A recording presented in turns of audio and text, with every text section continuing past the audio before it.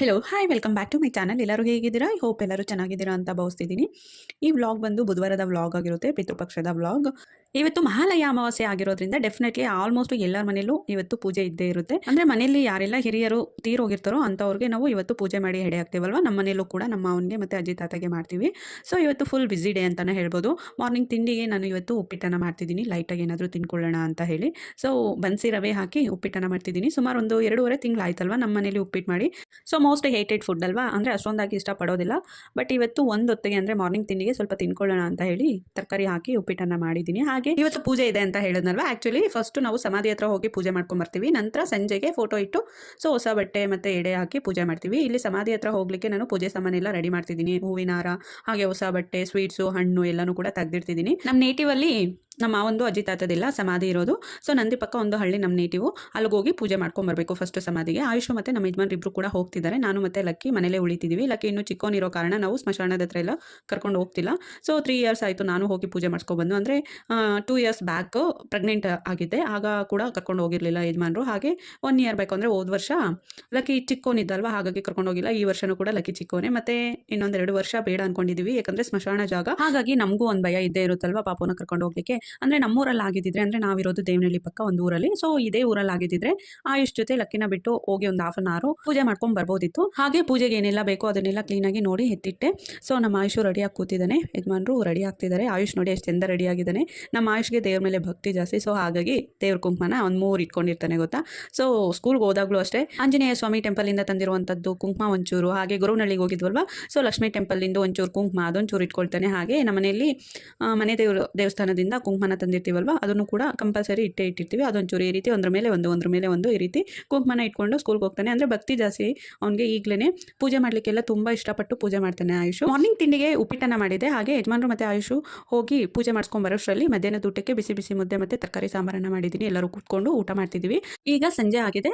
So ಸಂಜೆಗೆ ಎಡೆ ಹಾಕಬೇಕಲ್ವ, ಹಾಗಾಗಿ ಚಿಕನ್ ತಂದಿದ್ದಾರೆ. ಇವತ್ತು ಮೊಟ್ಟೆ ಕೋಳಿಯನ್ನು ತಂದಿದ್ದಾರೆ. ಮೊಟ್ಟೆ ಕೋಳಿಯನ್ನು ಹಾಕಿ ಸಾಂಬಾರು ಮಾಡ್ತಿದ್ದೀನಿ. ಸ್ವಲ್ಪ ಮಸಾಲೆ ಎಲ್ಲ ಎಣ್ಣೆಯಲ್ಲಿ ಫ್ರೈ ಮಾಡಿಕೊಂಡು ರುಬ್ಬಿ ಸಾಂಬಾರು ಮಾಡೋಣ ಅಂದ್ಕೊಂಡಿದ್ದೀನಿ. ಹಾಗೆ ಈ ಕಡೆ ಬಂದರೆ ಅವರೆಕಾಳನ್ನು ನೆನೆಸಿಟ್ಟಿದ್ದೀನಿ.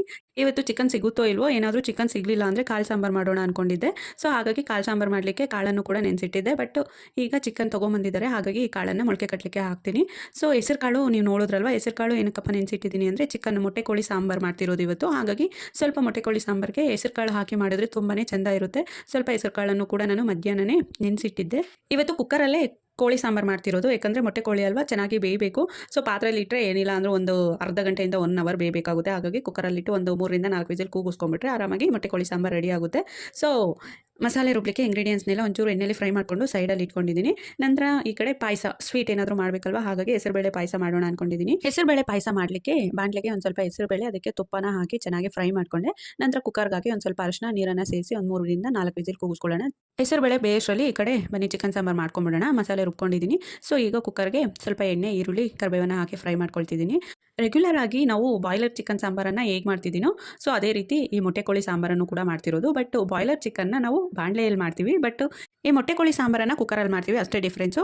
ಸೊ ಈಗ ಕೋಳಿ ಮಾಂಸವನ್ನು ಹಾಕಿ ಹಾಗೆ ಅದಕ್ಕೆ ಹೆಸರು ಕಾಳನ್ನು ಕೂಡ ಸೇರಿಸ್ತಿದ್ದೀನಿ. ಹೆಸರು ಕಾಳನ್ನು ನಾನು ನೆನೆಸಿಟ್ಟಿದ್ದೀನಿ. ಹಾಗೆ ಇದಕ್ಕೆ ಒಂದು ಸ್ವಲ್ಪ ಅರಿಶಿನ, ಧನಿಯಾ ಪುಡಿ, ಹಾಗೆ ಖಾರದ ಪುಡಿ 3 ಕೂಡ ಸೇರಿಸ್ಕೊಂಡಿದ್ದೀನಿ. ಸೊ ಈ 3 ಕೂಡ ಸೇರಿಸ್ಕೊಂಡು ಚೆನ್ನಾಗಿ ಎಣ್ಣೆಯಲ್ಲಿ ಫ್ರೈ ಮಾಡ್ಕೊಳ್ಳೋಣ.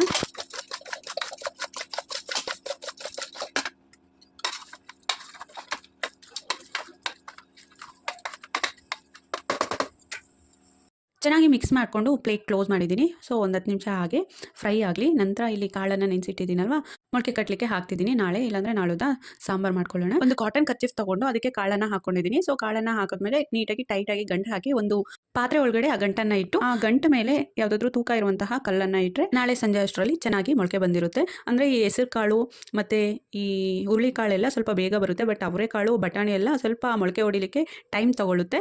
ಸೊ ಹಾಗಾಗಿ ಇವತ್ತು ಸಂಜೆ ನಾವು ಮೊಳಕೆ ಕಟ್ಟಲಿಕ್ಕೆ ಹಾಕಿದ್ರೆ ನಾಳೆ ಸಂಜೆಗೆಲ್ಲ ಚೆನ್ನಾಗಿ ಮೊಳಕೆ ಬಂದಿರುತ್ತೆ. ಅವರೆಕಾಳು, ಕಡಲೆಕಾಳು ಹಾಗೆ ಬಟಾಣಿಗೆಲ್ಲ ಮೊಳಕೆ ಹೊಡಿಲಿಕ್ಕೆ 24 ಅವರ್ಸು ಬೇಕೇ ಬೇಕಾಗುತ್ತೆ. ಸೊ ಹಾಗಾಗಿ ನಾಳೆ ಸಂಜೆಗೆ ನಾನು ಸಾಂಬಾರು ಮಾಡ್ಕೊಳ್ತೀನಿ. ಹಾಗೆ ಇಲ್ಲಿ ನಾವು ಚಿಕನ್ ಪೀಸಸ್ಸು, ಹೆಸರು ಕಾಳು ಎಲ್ಲನೂ ಹಾಕಿ ಮಿಕ್ಸ್ ಮಾಡಿ ಇಟ್ಟಿದ್ವಲ್ವ, ಎಣ್ಣೆಲೆ ಫ್ರೈ ಆಗಲಿ ಅಂತ ಚೆನ್ನಾಗಿ ಫ್ರೈ ಆಗಿತ್ತು. ನಂತರ ನಾನು ರುಬ್ಬಿರುವಂತಹ ಮಸಾಲೆಯನ್ನು ಹಾಕ್ಕೊಳ್ತಿದ್ದೀನಿ. ಸೊ ರುಚಿಗೆ ತಕ್ಕಷ್ಟು ಉಪ್ಪನ್ನು ಕೂಡ ಸೇರಿಸಿ, ನೀರನ್ನು ಕೂಡ ಸೇರಿಸಿ 3ರಿಂದ 4 ವಿಸಿಲ್ ಕೂಗಿಸ್ಕೊಳ್ತೀನಿ. ಚಿಕನ್ ಚೆನ್ನಾಗಿ ಬೆಂದಿರುತ್ತೆ. ಸೊ ಹಾಗೆ ಚಿಕನ್ಗೆಲ್ಲ ಮಸಾಲೆ ಎಲ್ಲ ಹಾಕಿ ಇಟ್ವಲ್ವ, ಈಗ ಪಾಯಸ ಮಾಡ್ಕೊಳ್ಳೋಣ. ಸೊ ಬಾಣಲೆಗೆ ಒಂದು ಸ್ವಲ್ಪ ತುಪ್ಪನ ಹಾಕ್ಕೊಂಡಿದ್ದೀನಿ, ಸ್ವಲ್ಪ ಅಲ್ಲ ಸ್ವಲ್ಪ ಜಾಸ್ತಿನೇ ಹಾಕ್ಕೊಂಡಿದ್ದೀನಿ.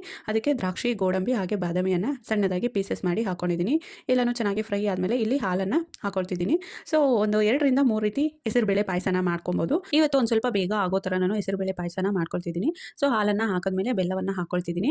ಹಾಲನ್ನು ಕಾಯಿಸಿ ಹಾಕ್ಕೊಬೇಕು. ಹಸಿ ಹಾಲೇನಾದರೂ ಹಾಕಿದ್ರೆ, ಸೊ ಹಸಿ ಹಾಲಿನ ಜೊತೆ ಬೆಲ್ಲನ ಹಾಕ್ಕೊಳ್ತೀವಲ್ವ, ಆಗ ಹಾಲು ಎಲ್ಲ ಒಡೆದೋಗುತ್ತೆ. ಹಾಗಾಗಿ ಹಾಲನ್ನು ಕಾಯಿಸಿ ಆರಿಸಿ ನಂತರ ಹಾಕ್ಕೊಳ್ಳಿ. ಹಾಗೆ ಹಾಲು ಮತ್ತು ಬೆಲ್ಲನ ಸೇರಿಸ್ಕೊಂಡಿದ್ವಲ್ವ, ಸೊ ಈಗ ಬೆಂದಿರುವಂತಹ ಹೆಸರುಬೇಳೆಯನ್ನು ಕೂಡ ಹಾಕ್ಕೊಳ್ತಿದ್ದೀನಿ.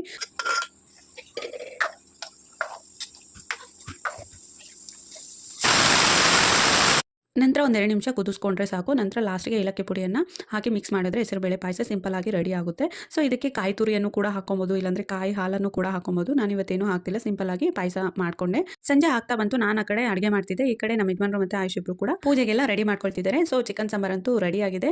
ಮೊಟ್ಟೆ ಕೋಳಿ ಮಾಂಸ ಮತ್ತು ಹೆಸರು ಕಾಳು ಹಾಕಿ ಒಳ್ಳೆ ಚಿಕನ್ ಸಾಂಬಾರು ಮಾಡಿದ್ದೀನಿ. ಸ್ಮೆಲ್ ಅಂತೂ ಘಮ ಘಮ ಅಂತಿದೆ ಗೊತ್ತಾ, ತುಂಬಾ ಚೆನ್ನಾಗಿದೆ. ಸೊ ಪಾಯಸನೂ ಕೂಡ ರೆಡಿ ಆಗಿದೆ. ಅನ್ನ ಮತ್ತು ಮುದ್ದೆ ಮಾಡ್ತಿದ್ದೀನಿ. ಇನ್ನು ಅದರ ಮಧ್ಯದಲ್ಲೇ ನಾನೊಂಚೂರು ಇಲ್ಲಿ ಪೂಜೆಗೆ ಏನೆಲ್ಲ ಬೇಕೋ ಅದನ್ನೆಲ್ಲ ಜೋಡಿಸ್ಕೊಳ್ಲಿಕ್ಕೆ ಬಂದಿದ್ದೀನಿ. ಸೊ ಯಜಮಾನರು ಮತ್ತು ಆಯುಷ್ ಇಬ್ಬರು ಕೂಡ ಹಾರ ಮತ್ತು ಹೂವನ್ನೆಲ್ಲ ಇಟ್ಟಿದ್ರು. ನಾನು ಎಡೆಗೆ ಸೌತೆಕಾಯಿ, ಸೀಬೆಹಣ್ಣು, ಆ್ಯಪಲ್ಲು, ಮೂಸಂಬಿ, ಸ್ವೀಟ್ಸು, ಬಾಳೆಹಣ್ಣು ಮತ್ತು ಅದ್ರ ಜೊತೆಗೆ ಕಡಲೆಪುರಿ ಇದನ್ನೆಲ್ಲ ಕಟ್ ಮಾಡಿ ಪ್ಲೇಟ್ಗೆ ಹಾಕ್ತಿದ್ದೀನಿ.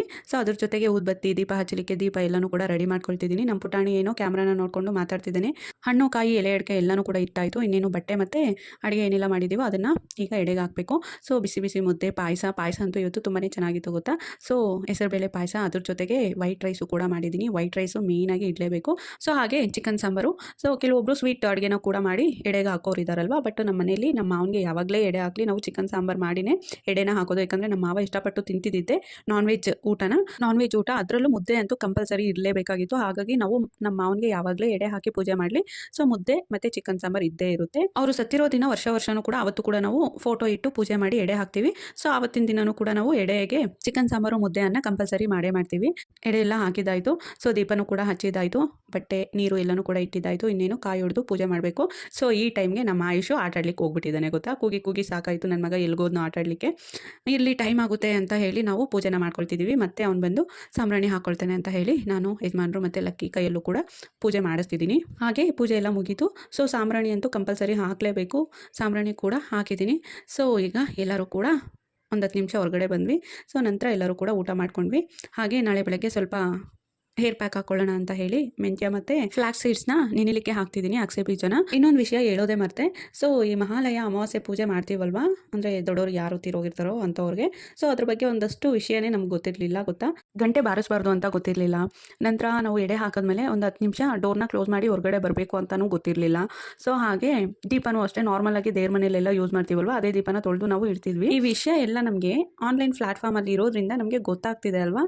ಸೊ ಯೂಟ್ಯೂಬಲ್ಲಿ, ಇನ್ಸ್ಟಾಲಿ ಬರೀ ಇದ್ರದ್ದೇ ರೀಲ್ಸು ಮತ್ತು ವೀಡಿಯೋಸು ಕೆಲವೊಂದಷ್ಟು ಬರ್ತಿದೆ, ಯಾವ ರೀತಿ ಮಾಡಬೇಕು ಅನ್ನೋದು. ಆ ವೀಡಿಯೋಸ್ನ ನೋಡಿಕೊಂಡು ಒಂದಷ್ಟು ರೂಲ್ಸ್ನ ಫಾಲೋ ಮಾಡಿ ಈ ಸಲ ಪೂಜೆ ಮಾಡಿದ್ದೀನಿ.